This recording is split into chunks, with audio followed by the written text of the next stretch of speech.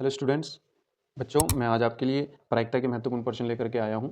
ये क्वेश्चन जो आपके लास्ट ईयर में पूछे जा रहे हैं ना, और जो बार बार पूछे जा रहे हैं, या तो इन्हीं के जैसे बिल्कुल पूछे जा रहे हैं या ये ही पूछे जा रहे हैं ना।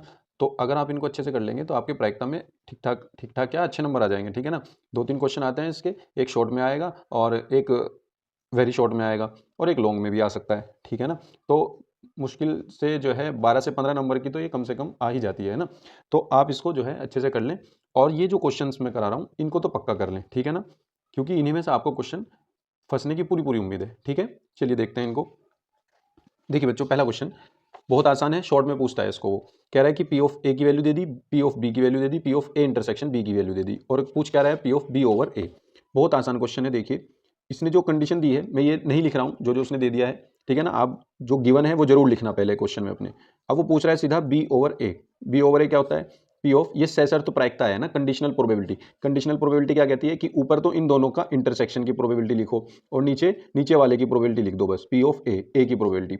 अब P of A intersection B लिख लो या बी इंटरसेक्शन ए लिख लो, एक ही बात है। तो इसका मतलब ये दे दिया उसने 2/13, तो यहाँ पे हम रख देंगे 2/13, और अपॉन में पी ऑफ ए यानी ए की प्रोबेबिलिटी कितनी है 3/13। 3/13 यहाँ पे रख देंगे, 13 से 13 कैंसिल आउट होकर के क्या बचेगा आपके पास 2/3, और ये आपका हो जाएगा आंसर, ठीक है ना। देखिए कितनी दफा पूछा गया है, 19 में भी है, 20 में भी, 22 में, 23 में, 24 में, हर बार ये पूछा जा रहा है, ठीक है ना। बस वो ये चेंज करता रहेगा और आपको ये क्वेश्चन बिल्कुल देगा वो जरूर, ठीक है ना। इसको अच्छे से कर लीजिएगा। आगे चलते हैं, ये क्वेश्चन भी इंपॉर्टेंट है आपका दूसरा क्वेश्चन। ये क्या कह रहा है, देखिए कह रहा है ए और बी दो ऐसी अपवर्जी घटनाएं हैं कि पी ऑफ ए बराबर 1/2। अच्छा, अपवर्जी घटनाएं कौन सी होती हैं? म्यूचुअली एक्सक्लूसिव इवेंट, है ना। ये होती हैं वो जिनमें ए और बी अगर अपवर्जी घटनाएं होती हैं तो उसका मतलब है उन दोनों में कोई भी कॉमन पार्ट नहीं है। ए और बी में कुछ भी कॉमन नहीं है, दोनों बिल्कुल अलग अलग है, एक दूसरे से कोई लेना देना नहीं है, ठीक है ना। तो यानी ए इंटरसेक्शन भी फाई आता है यहाँ पे, अगर दो अपवर्जी घटनाएं हैं। अगर दो अपवर्जी घटनाएं हैं तो इसका मतलब है ए इंटरसेक्शन बी क्या आएगा आपके पास, फाई आएगा। तो अगर ए इंटरसेक्शन बी के अंदर कोई एलिमेंट ही नहीं है तो इसकी प्रोबेबिलिटी क्या होगी, 0 होगी, क्योंकि ऊपर क्या आता है फेवरेबल, यानी अनुकूल परिणाम ऊपर आते हैं ना, और अपॉन में टोटल परिणाम। तो अनुकूल परिणाम ही 0 है, टोटल परिणाम चाहे कुछ भी हो तो प्रोबेबिलिटी इसकी 0 ही आनी है। और उसने क्या कहा है, पी ऑफ ए की वैल्यू 1/2 दी है। पी ऑफ ए की वैल्यू जो दी है उसने वो दी है 1/2। अब क्या कहा है आगे, P of A union B 3/5 है। P of A union B कितना है, 3/5 है, ठीक है। आगे चलते हैं, पी ऑफ बी की वैल्यू पी है तो पी का मान ज्ञात करना है, यानी हमें पी भी निकालना है, बस बात कहने की ये है ना, हमें पी भी निकालना है, ये फाइंड करना है। तो देखिए अब हम जानते हैं कि एक फार्मूला वी नो दैट, ये प्रोबेबिलिटी का एक फार्मूला ये भी है, आप इसको ध्यान रखिएगा, ये आपने सेट में भी पढ़ा होगा ऐसा फार्मूला नंबर ऑफ एलिमेंट में, कि P of A union B equals to P of A plus P of B minus P of A intersection B, है ना। अब देखिए P of A union B इसने कितनी दी है, 3/5, ये रख देंगे यहाँ पर, 3/5 दी है इसने, equals to P of A की वैल्यू कितनी है 1/2, पी ऑफ बी की वैल्यू कितनी है P of A intersection B की वैल्यू कितनी है 0। तो यहाँ से पी की वैल्यू निकाल लो, पी की वैल्यू कितनी आएगी 3/5 माइनस 1/2, तो ये कितना हो जाएगा, एलसीएम 10 आ जाएगा, 5 दूनी 10, 3 दूनी 6, 2 पंजे 10, 5 एकम 5, 6 में से 5 गया 1/10, आपका ये आंसर आ जाएगा, ठीक है ना। देखिए बहुत आसान क्वेश्चन है, और ये एक एक दो दो नंबर में पूछ लेता है ना। आगे चलते हैं, तीसरा क्वेश्चन, ये भी इंपॉर्टेंट क्वेश्चन है। देखिए, और ये भी आया हुआ होगा 2024 में आपके आया हुआ है ना। तो इसको देखते हैं, कह रहा है कि सिद्ध कीजिए यदि ई और ई तथा एफ दो स्वतंत्र घटनाएं हैं। स्वतंत्र घटनाएं जब होती हैं, अगर ई और एफ, यहाँ पे हम लिख देते हैं दिया है ई और एफ स्वतंत्र घटनाएं हैं, ई और एफ स्वतंत्र घटनाएं हैं। अगर ई और एफ स्वतंत्र घटनाएं हैं तो इसका मतलब यह है कि P of E intersection F equals to P of E into P of F होता है ना। ये कंडीशन स्वतंत्र घटनाएं की है, इसको ध्यान रखिएगा। आगे चलते हैं, कह रहा है कि तो ई और एफ डैश भी स्वतंत्र घटनाएं होगी, ये हमें सिद्ध करना है, ई और एफ डैश, है ना। यहां पे लिख देते हैं सिद्ध करना है,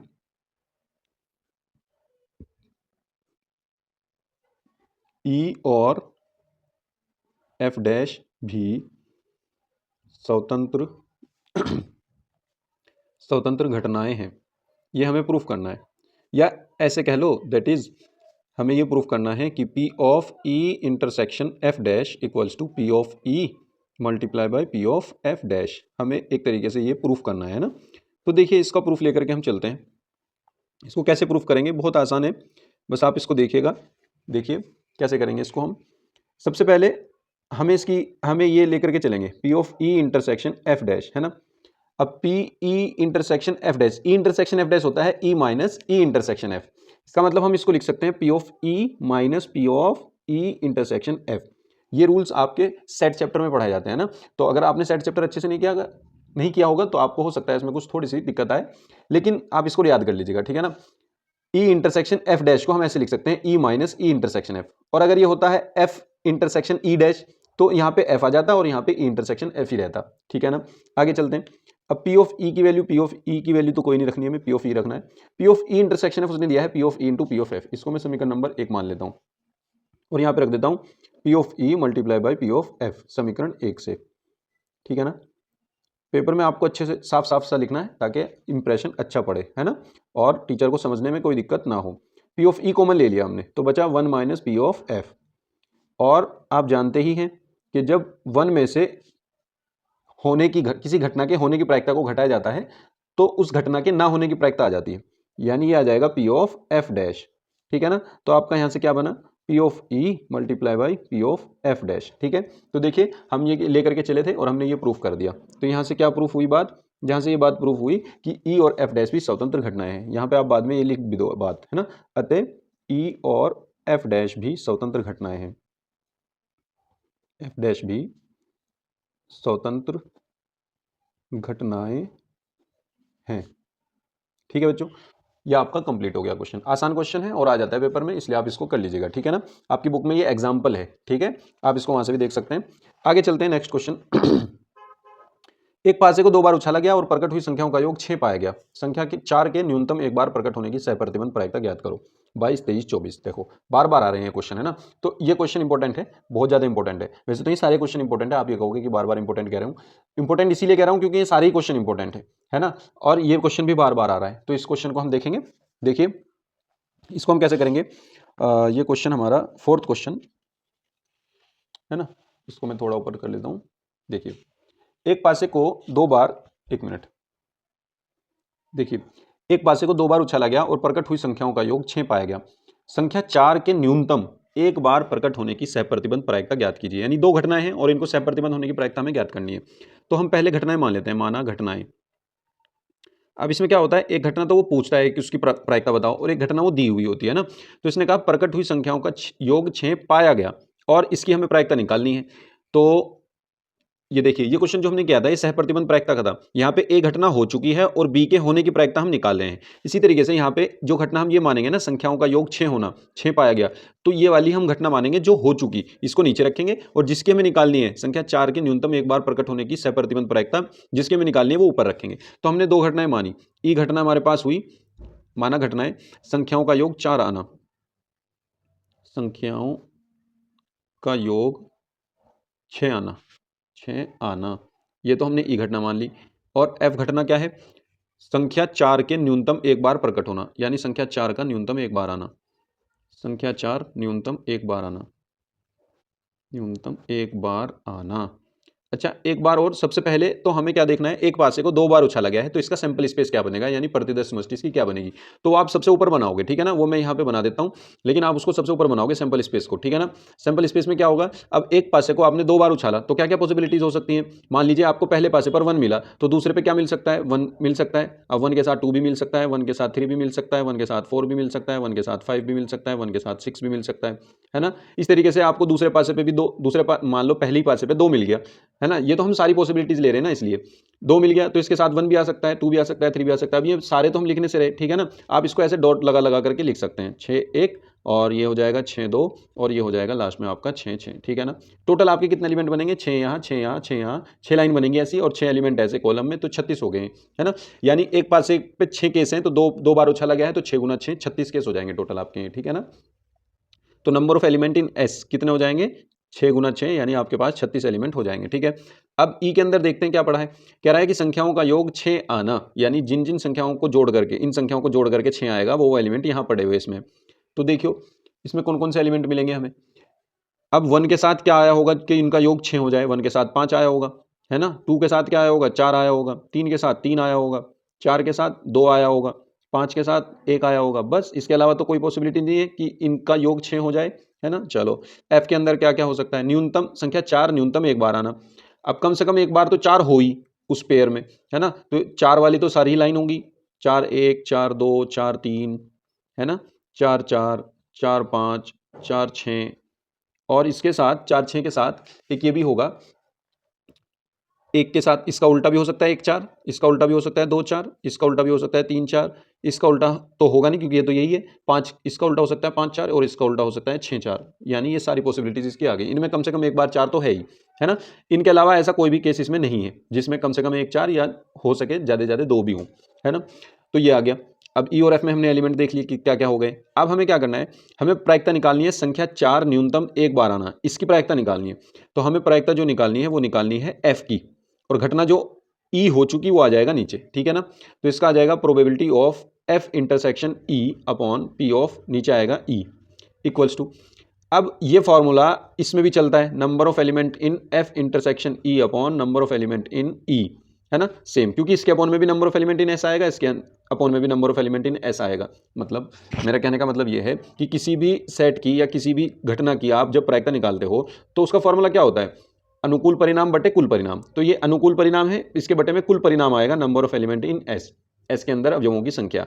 और इसी तरह इसमें कि नंबर ऑफ एलिमेंट इन ई अनुकूल परिणाम upon number of element in S यानी टोटल परिणाम कुल परिणाम। तो कुल परिणाम तो दोनों के सेम है ना, एस वाला ये तो सब दोनों के सेम है, तो 36 से 36 कैंसिल आउट हो जाएगा। यहाँ सिर्फ इस फॉर्मूले से भी हम काम चला सकते हैं। तो एफ इंटरसेक्शन ई के अंदर कितने एलिमेंट हैं वो तो हमने निकाला ही नहीं, तो ई इंटरसेक्शन एफ भी देख लीजिए क्या होगा। इसमें और इसमें क्या कॉमन है, 4 वाले कॉमन है, बस 2 4 4 2, बस यही कॉमन है, 2 4 और 4 2, ठीक, ये कॉमन है बस। तो 2 ही एलिमेंट कॉमन है, तो ऊपर 2 रख दो। और ई के अंदर कितने एलिमेंट है, 1 2 3 4 5, तो ये आ जाएगा 5, तो 2/5 आपका हो जाएगा आंसर। ठीक है, उम्मीद करता हूँ आप ये समझ गए होंगे, आसान क्वेश्चन है। चलिए नेक्स्ट क्वेश्चन पर चलते हैं। देखिए बच्चों, नेक्स्ट क्वेश्चन क्या कह रहा है कि एक परिवार में 2 बच्चे हैं, यदि यह ज्ञात है कि बच्चों में से कम एक बच्चा लड़का है तो दोनों के लड़का होने की प्रायिकता ज्ञात कीजिए।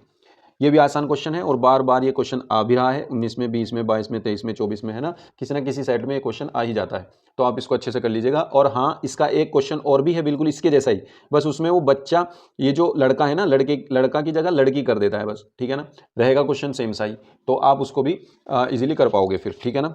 अब देखिए हम 5वां क्वेश्चन करते हैं। सबसे पहले तो हम सैंपल स्पेस बनाएंगे, है ना। सैंपल स्पेस मीन्स आपका प्रतिदर्श समष्टि। प्रतिदर्श समष्टि क्या होगी कि जब 2 बच्चे आप एक परिवार में होंगे तो क्या क्या पॉसिबिलिटीज हो सकती है उन 2 बच्चों में, है ना। पहले तो हम ये लिखेंगे, माना लड़का होने को बी से और लड़की होने को जी से प्रदर्शित करते हैं। बॉय है ना, लड़का बॉय तो बी से प्रदर्शित करेंगे, स्मॉल बी से, और लड़की है तो गर्ल, उसको जी से हम डिनोट करेंगे, ठीक है।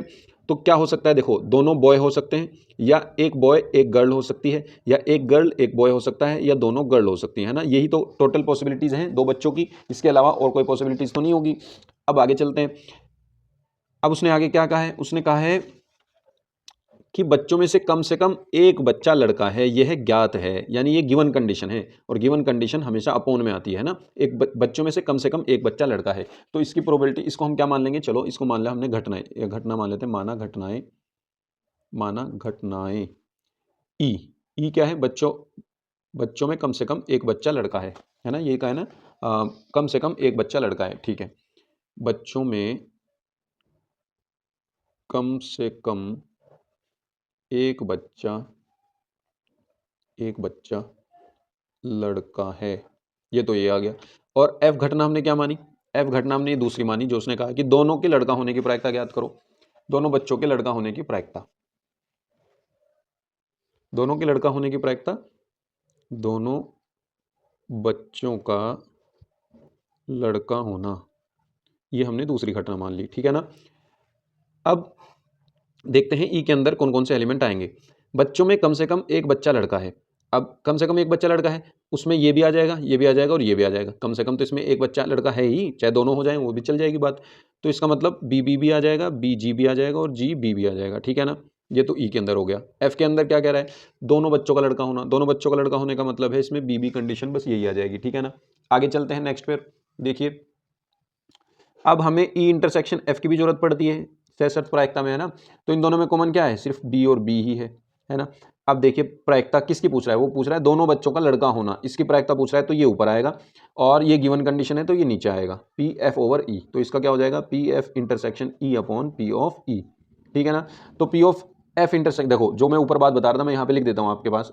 इसका फॉर्मूला ये होता है number of element in F intersection E upon number of element in S upon number of element in E upon number of element in S. इसकी प्रायिकता इसके अनुकूल परिणाम बटे कुल परिणाम, इसकी प्रायिकता इसके अनुकूल परिणाम बटे कुल परिणाम। ठीक है, अब ये कुल परिणाम तो दोनों के सेम ही है तो ये कट जाएंगे, तो यहाँ पे सिंपल फॉर्मूला आप पी के साथ एन वाला भी लगा सकते हैं, F intersection E upon number of element in E. ठीक है, बस ये वैल्यूज आप यहाँ पे रख दीजिए। देखिए एफ इंटरसेक्शन ई के अंदर कितने एलिमेंट है, सिर्फ एक एलिमेंट है तो एक रख दो, अपॉन ई के अंदर कितने एलिमेंट है, 3 एलिमेंट है तो 3 रख दो, ये आपका आंसर आ जाएगा। आसान क्वेश्चन है, बहुत आसान क्वेश्चन है। ठीक है ना, उम्मीद करता हूँ आप ये समझ गए होंगे। चलिए नेक्स्ट क्वेश्चन देखते हैं। तो बच्चों देखिए नेक्स्ट क्वेश्चन कहता है कि एक पाठशाला में 500 विद्यार्थी हैं जिनमें से 230 लड़कियां हैं। यह ज्ञात है कि 230 में से 10% लड़कियां कक्षा 12th में पढ़ती हैं। एक यादृच्छिक चुना गया विद्यार्थी कक्षा 12th में पढ़ता है तथा वह लड़की है, उसकी प्रायिकता ज्ञात करनी है। यानी कक्षा 12th में पढ़ता हो और लड़की हो, इसकी प्रायिकता हमें ज्ञात करनी है। तो देखिए बहुत आसान क्वेश्चन है ये भी। सबसे पहले हम क्या करते हैं, जो गिवन है पहले वो लिख देते हैं ना। देखिए ये 6th क्वेश्चन आपका। तो इस विद्यालय में कुल विद्यार्थी कितने हैं, कुल विद्यार्थी अगर हम लिखें तो वो है 500, है ना। उसमें से लड़कियां कितनी हैं, लड़कियों की संख्या, लड़कियों की संख्या, लड़कियों की संख्या कितनी है, 230 लड़कियां हैं वहां पर, है ना। देखिए कह रहा है कि यह ज्ञात है कि 230 में से 10% लड़कियां कक्षा 12th में पढ़ती हैं। अब हम लिखेंगे कक्षा 12 में पढ़ने वाली लड़कियों की संख्या, कक्षा 12th में लड़कियों की संख्या, कक्षा 12th में लड़कियों की संख्या, कक्षा 12th में लड़कियों की संख्या कितनी है, उसने खुद कहा है कि 230 का 10%, तो 230 का 10% कितना होता है, 230 गुना 10 बटे 100, तो 2 जीरो से 2 जीरो गई तो कितना आ गया आपके पास 23, यानी कक्षा 12 में लड़कियों की संख्या 23 है कुल। ठीक है, अब वो कह रहा है कि एक यादृच्छिक चुना गया विद्यार्थी कक्षा 12th में पढ़ता है तथा वह लड़की है। यानी जो उसने विद्यार्थी चुना वो कक्षा 12 का भी है और वो लड़की भी है, तो उसकी प्रायिकता हमें निकालनी है। तो हमारे फेवर में कौन है, जो कक्षा 12 की लड़कियां हैं वही तो फेवर में है। तो कक्षा 12 में लड़कियों की संख्या यानी 23, यही तो अपने फेवर में है ना। तो हम क्या करेंगे, देखिए अब हम यहाँ लिखेंगे पी ऑफ यानी प्रायिकता, चुना गया विद्यार्थी, चुना गया विद्यार्थी लड़की है तथा कक्षा 12 में पढ़ती है, कक्षा 12th में पढ़ता है या पढ़ती है। ठीक है, अब वो कक्षा 12 में भी पढ़ती है और वो लड़की भी है, तो ऐसे अपने फेवर में कितने हैं, कुल परिणाम बटे टोटल परिणाम ही तो आएगा। तो कुल परिणाम कितने हैं अपने पास 23 और टोटल कितने हैं हमारे पास 500 विद्यार्थी, तो 23 बटे 500 ये हमारा क्या हो जाएगा, आंसर हो जाएगा। ठीक है ना बच्चों, बहुत आसान क्वेश्चन है, इस तरीके से हो जाएगा। ठीक है ना, चलिए नेक्स्ट क्वेश्चन देखते हैं। नेक्स्ट क्वेश्चन क्या कहता है, कह रहा है कि एक थैले में 4 लाल और 4 काली गेंदें हैं तथा दूसरे थैले में 2 लाल और 6 काली गेंदें हैं। इनमें से एक थैले को यादृच्छिक चुना जाता है, उसमें से गेंद निकाली जाती है जो लाल है। प्रायिकता ज्ञात कीजिए कि वह लाल गेंद पहले थैले से निकाली गई। तो बच्चों ये क्वेश्चन जो आता है ये बेस थ्योरम में आ जाता है, बेस प्रमेय में, है ना। अब बेस प्रमेय जो है अब फिलहाल तो आपके सिलेबस में वो नहीं है, लेकिन ये क्वेश्चन वो 24 में भी नहीं थे आपके सिलेबस में, लेकिन ये फिर भी 2024 में आया था, 2023 में भी आया है, 2022 में भी आया है, लेकिन सिलेबस में था नहीं 2024 में, तब भी आया है, तो इसलिए हम इसको करेंगे। ठीक है ना, तो देखिए बेस थ्योरम के क्वेश्चन मैं आपको बहुत आसान तरीके से बताऊंगा कैसे करने हैं। एक थैले में 4 लाल हैं और 4 काली गेंदें हैं। ठीक है ना, अब पहले तो हमारे पास 2 थैले हैं, तो हम क्या करते हैं 2 थैले मान लेते हैं। ठीक है ना, या हम घटनाएं मान लेते हैं, माना E1 घटना। E1 घटना क्या है, पहले थैले से गेंद निकाली गई, पहले थैले से गेंद निकाली गई, निकाली गई, ये हम घटना मान लेते हैं कि पहले थैले से गेंद निकाली गई। E1 घटना, E2 घटना मान लेते हैं कि दूसरे थैले से गेंद निकाली गई, दूसरे थैले से गेंद निकाली गई, ये हम मान लेते हैं। ठीक है, अब आगे चलते हैं। एक घटना और हम मान लेते हैं, एक घटना जो कि उसने बाद में कहा है, जो कि हमें निकालनी है ना। उसने कहा है कि प्रायिकता ज्ञात कीजिए कि वह लाल गेंद, जो लाल गेंद है पहले थैले से निकाली गई है, तो वो लाल गेंद निकलना, है ना। एक घटना हम मान लेते हैं लाल गेंद का निकलना, या गेंद लाल रंग की है, लाल गेंद का होना, या लाल गेंद का निकलना, या गेंद लाल रंग की है, कुछ भी लिख सकते हैं आप। ठीक है, तो आपकी ये क्या हो जाएगी, एक घटना हो गई। अब देखिए मैं आपको एक डायग्राम बना देता हूँ और इस डायग्राम से आप इजीली क्वेश्चन को समझ पाएंगे और कर भी पाएंगे। ठीक है ना, देखिए हमारे पास 2 थैले हैं, एक बैग 1 हो गया, एक बैग 2 हो गया। ठीक है ना, इसको मैं मान लेता हूँ ये बैग 1 है, E1 घटना है, ये E2 घटना है। अब देखिए बैग 1 है, अब बैग 1 में हमारे पास 4 लाल गेंदें हैं और 4 काली गेंदें हैं ना, 4 लाल गेंदें हैं 4 काली गेंदें हैं, और दूसरे में 2 लाल और 6 काली गेंदें हैं। तो देखिए 4 तो इसमें लाल हैं यानी 4 रेड हैं और 4 काली हैं यानी 4 ब्लैक हो गई, ठीक है ना। दूसरे में 2 रेड हैं और 6 ब्लैक हैं, ठीक है, हमने ये लिख लिया। अब देखिए ऐसा कुछ डायग्राम आपको बनाना है, कुछ ऐसा डायग्राम आपको बनाना है, ठीक है। अब देखिए इन दोनों थैलों में से गेंद इस वाले थैले में से निकाली जाए या इस वाले थैले में से निकाली जाए, इनकी अलग अलग प्रायिकता क्या होगी। अगर मैं कहूं कि मेरे पास 2 थैले हैं, 2 थैले में से अब किसी एक में से गेंद निकालनी, ठीक है, या आप ये कहो कि आपके पास 2 थैले हैं, पहले थैले को चुने जाने की क्या प्रायिकता है, E1, यानी पहले थैले से गेंद निकाली गई है, इसकी क्या प्रायिकता है। 2 ही तो थैले हैं, या तो इसमें से निकाली जाएगी या इसमें से निकाली जाएगी, तो पहले में से निकाली जाए इसकी प्रायिकता भी 1/2 हो जाएगी, या दूसरे में से निकाली जाए उसकी भी प्रायिकता 1/2 होगी, है ना। 2 ही तो केस हैं, या तो पहले में से निकलेगी या दूसरे में से निकलेगी। अब इसमें से निकली तो भी 1/2, इसमें से निकली तो भी 1/2। क्लियर होगी ये बात। अब आगे चलते हैं। देखिए अब मैं ये कहता हूं कि गेंद जो हमने निकाली वो पहले थैले से निकली, ठीक है ना, पहले थैले से वो गेंद निकल चुकी, यानी पहले थैले से गेंद निकल चुकी। अब उसके लाल होने की प्रायिकता बताओ, लाल गेंद होना, एक घटना क्या है, लाल गेंद होना। तो लाल गेंद होने की क्या प्रायिकता है, जब इसमें से लाल गेंद निकलेगी तो लाल गेंद कितनी है, 4, अपने फेवर में 4 है, टोटल कितनी है इसमें 8, 4/8 यानी 1/2, ठीक है। आगे चलते हैं। अब मैंने ये माना कि वो दूसरे थैले से निकली, अगर दूसरे थैले से निकली तो लाल गेंद होने की क्या प्रायिकता है, तो इसमें कितनी है लाल 2, टोटल कितनी है 8, तो ये आ गया 1/4। आपको क्या निकालना है, आपको ये निकालना है P ऑफ कि गेंद तो लाल निकल गई, उसे हमने देख ली कि वो लाल गेंद है, लेकिन अब वो पहले थैले से निकली है, इसकी प्रोबेबिलिटी हमें फाइंड करनी है ना। कौन से थैले से निकली है, पहले थैले से निकली है, तो पहले थैले का मतलब E1, ठीक है ना, तो ये हमें फाइंड करना है, ठीक है। अब देखिए बच्चों बेस थ्योरम आपकी क्या कहती है, बेस पर में से ये कहती है कि P ऑफ E1/A क्या होगा, इसकी गुना तो इसमें कर दो। अब अच्छा वो E1 को कह रहा है ना निकालने को कि पहले थैले से निकली, तो पहले थैले वाले की प्रोबेबिलिटी ऊपर रखनी है हमें, P of E1 into P of A/E1, इसका फॉर्मूला है ये, इसकी मल्टीप्लाई इसमें कर दो, ठीक है। अगर वो दूसरे में से पूछता कि दूसरे थैले से निकाली गई है तो इस वाले की मल्टीप्लाई इसमें करके ऊपर रखते, और नीचे तो हमें इन दोनों की मल्टीप्लाई और इन दोनों की मल्टीप्लाई को जोड़ करके रखना है, तो इसकी मल्टीप्लाई इसमें कर दो, P of E1 into P of A/E1 plus नीचे वाले की भी कर दो P of E2 into P of A/E2, ठीक है ना, ये आपका हो जाएगा। अब देखिए बस इसमें वैल्यू रख दो और आपका आंसर इजीली आ जाएगा, ठीक है ना। देखिए इसमें वैल्यू रखते हैं हम, क्या वैल्यू आएगी इसमें, देखो मैं बता देता हूँ। P ऑफ E1 की वैल्यू कितनी है हमारे पास 1/2, ये हमने यहाँ पे रख दी मल्टीप्लाई। P ऑफ A/E1 की वैल्यू कितनी है, देखिए P ऑफ A1 की वैल्यू है 1/2, तो ये भी 1/2 मैंने यहाँ पे रख दी, अपॉन यही तो दोनों सेम वैल्यू है, नीचे भी 1/2 इंटू 1/2, और इसके साथ प्लस में P ऑफ E2 है, P ऑफ E2 भी 1/2 है, और इंटू में P ऑफ A/E2 1/4 है, सारी वैल्यू रख दी। अब देखिए क्या आएगा, अगर इसको आसानी से सॉल्व किया जाए तो ये तो ऊपर तो 1/4 हो गया, नीचे क्या हो गया 1/4 ये हो गया और 1/8 ये हो गया, है ना। 1/4 मैंने कॉमन ले लिया तो कितना बचा 1 + 1/2, यही तो बचेगा, 1/4 से 1/4 कैंसिल आउट होकर के ऊपर 1 बचेगा, ठीक है ना। तो यहाँ से क्या आ जाएगा, देखिए यहाँ से आपके पास आ जाएगा 1/1 + 1/2 3/2, 2 ऊपर चला जाएगा तो ये कितना हो जाएगा 2/3 हो जाएगा, और 2/3 आपका आंसर आ जाएगा, ठीक है ना बच्चों। उम्मीद करता हूँ आप ये समझ गए होंगे, बहुत आसान क्वेश्चन है, अगर आप इस तरीके से करेंगे आपको ये इजी लगेगा, ठीक है ना, बेस थ्योरम का। और एक क्वेश्चन आपका बेस थ्योरम का पेपर में आ सकता है लॉन्ग क्वेश्चन में, ठीक है ना। चलिए चलते हैं नेक्स्ट क्वेश्चन पर। देखिए नेक्स्ट क्वेश्चन क्या कह रहा है, नेक्स्ट क्वेश्चन आपका लास्ट क्वेश्चन है इस पेपर का जो मैंने आपके लिए बनाया है। देखिए कह रहा है कि किसी प्रश्न को 3 छात्रों A, B तथा C द्वारा हल करने की प्रायिकता क्रमशः ये और ये है, तो प्रश्न के हल हो जाने की प्रायिकता ज्ञात कीजिए। तो देखिए बच्चों बहुत आसान क्वेश्चन है, ये भी मुश्किल बिल्कुल नहीं है ना। देखिए मैं क्या कहता हूँ आपको, ये क्वेश्चन ईजी होगा बहुत ज़्यादा आपके लिए।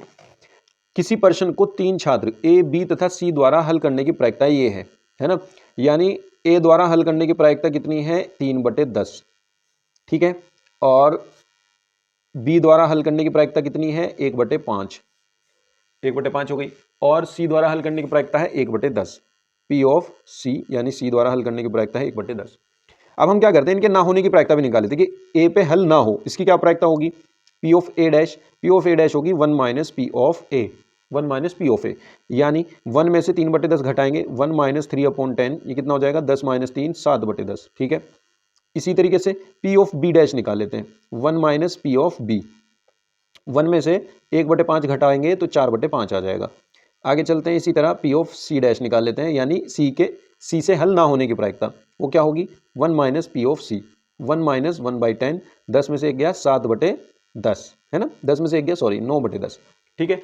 अब ये एक से हल होने की प्रायिकता, ये ए से ना हल होने की प्रायिकता, ये बी से हल होने की प्रायिकता, ये बी से ना हल होने की प्रायिकता है, ठीक है ना। इसी तरह से सी के है।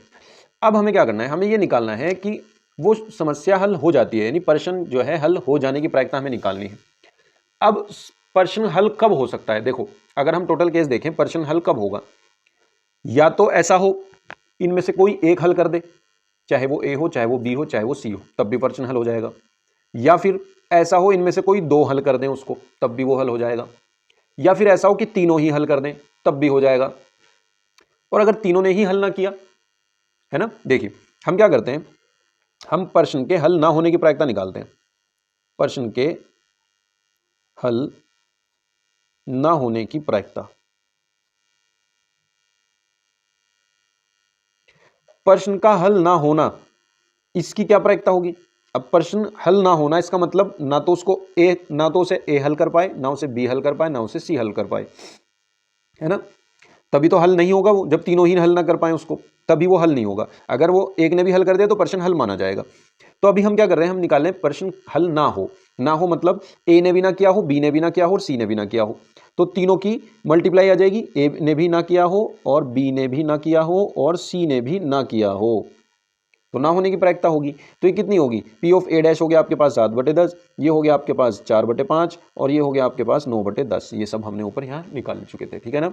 अब देखिए इसको सॉल्व करेंगे, ये कितना आ जाएगा आपके पास, ये आ जाएगा 9 सते 63, 63 चौका 4 तिया 12, 6 चौक 24 और 1 25, 252, 252/500। ये प्रायिकता आई किस चीज़ की, कि प्रश्न हल ना हो, है ना, ये उसकी प्रायिकता है। अब इसको मैं अगर सॉल्व करूं, चलो अभी मत सॉल्व नहीं करते, आगे चलते हैं। अब हमें क्या निकालना है, हमें ये निकालना है कि प्रश्न हल हो जाए उसकी प्रायिकता, है ना, प्रश्न के हल हो जाने की प्रायिकता, प्रश्न के हल हो जाने की प्रायिकता। अब देखिए बच्चों, प्रश्न के हल हो जाने की प्रायिकता का मतलब है 1 माइनस प्रश्न के हल ना होने की प्रायिकता, प्रश्न के हल ना होने की प्रायिकता, है ना। क्योंकि किसी भी घटना के होने की प्रायिकता प्लस ना होने की प्रायिकता बराबर उनका योग क्या होता है, 1 होता है ना। तो हल हो जाने की हल हो जाने की प्रायिकता कैसे निकल जाएगी, 1 में से हल ना होने की प्रायिकता घटा दो, तो हल ना होने की प्रायिकता कितनी निकाली हमने, 252/500, 252/500। तो ये कितना आएगा, 500 में से 252 गए, ये बचे आपके 248/500। तो इसको हम सॉल्व करेंगे तो ये कितना आ जाएगा आपका, ये आ जाएगा 4 6 24, 4 दूनी 8 और 4 एकम 4 और 4 दूनी 8, 4 पंजे 20, 62/125, ये आपका हो जाएगा आंसर। ठीक है बच्चों, उम्मीद करता हूँ आपके ये क्वेश्चन समझ में आ गया होगा। इसके दो तरीके हैं करने के, जैसा मैंने पहले बताया, या तो आप ऐसे कर लो कि भाई पहले एक ने हल कर दिया हो, दो ने ना किया हो, तो आप उसकी अलग अलग 3 कंडीशन बनाओ, उनको जोड़ो, फिर उनके साथ दो ने हल कर दिया हो, एक ने ना किया हो, उनकी भी 3 कंडीशन बनेगी अलग अलग, और एक तीसरी कंडीशन कि तीनों ने ही हल कर दिया हो, उन सब की प्रायिकता लेकर के जोड़ दो, वो तब आ जाएगा आंसर। या फिर आप ऐसे कर लो, ये आसान है तरीका, ठीक है ना बच्चों। उम्मीद करता हूँ आप ये क्वेश्चन अच्छे से समझ गए होंगे, और इसी के साथ ये प्रायिकता के सारे क्वेश्चन हो चुके हैं, हमने आपको इजी तरीके से करा दिए हैं, ठीक है ना। अब आपको अगर कोई पर्टिकुलर किसी चैप्टर में कोई दिक्कत है वो मुझे कमेंट में बताइए, मैं उस पर वीडियो लेकर के आऊँगा। बाकी मैं आपके लिए एक दो मॉडल पेपर भी जरूर लेकर के आऊँगा आपके पेपर से पहले पहले, ठीक है ना। चैनल से जुड़े रहिए, वीडियो अच्छी लगी हो तो लाइक कीजिए, अपने दोस्तों में शेयर कर दीजिए और चैनल को सब्सक्राइब कर लीजिए। Thank you.